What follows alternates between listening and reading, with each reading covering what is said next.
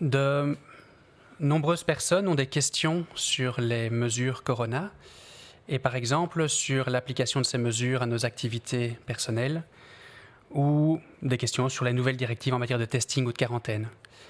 Les règles ne sont pas toujours évidentes, elles évoluent aussi avec l'évolution de l'épidémie et les différentes autorités ont donc mis en place et alimentent différents canaux d'information pour vous aider à répondre à ces questions. Il y a tout d'abord évidemment le site web dont Steven vient de reparler également, le site web central info-coronavirus.be. Il est rassemblé de l'information sur l'épidémie, sur les mesures et des liens vers d'autres sources d'informations utiles. Vous pouvez également, sur base de l'information précise que vous recherchez, retrouver du contenu détaillé sur les sites web des différentes autorités et administrations du pays. Le site du SPF Économie, par exemple, reprend de nombreuses informations destinées aux commerçants et consommateurs. Le site du SPF Emploi reprend sur sa page Corona les règles s'appliquant sur le lieu de travail dans tel ou tel secteur.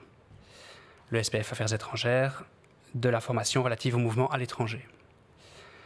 N'oublions pas non plus les sites web des régions et communautés qui détaillent de nombreuses informations pratiques pour l'application des mesures à l'école, enseignement.be, dans nos activités culturelles, culture.be, ou dans nos activités sportives, adeps.be. Les régions sont également en charge du testing et du suivi de contact dans notre pays, et elles ont des sites d'information spécifiques sur ces matières. À Bruxelles, c'est coronavirus.brussels, et en Wallonie, c'est covid.avic.be. Enfin, pour les professionnels de la santé, il y a le site sciensano.be qui reprend et les procédures et de l'information sur l'évolution de l'épidémie dans notre pays. Si vous n'avez pas tout noté, ne vous inquiétez pas, vous retrouvez tous ces liens sur le portail Info Coronavirus.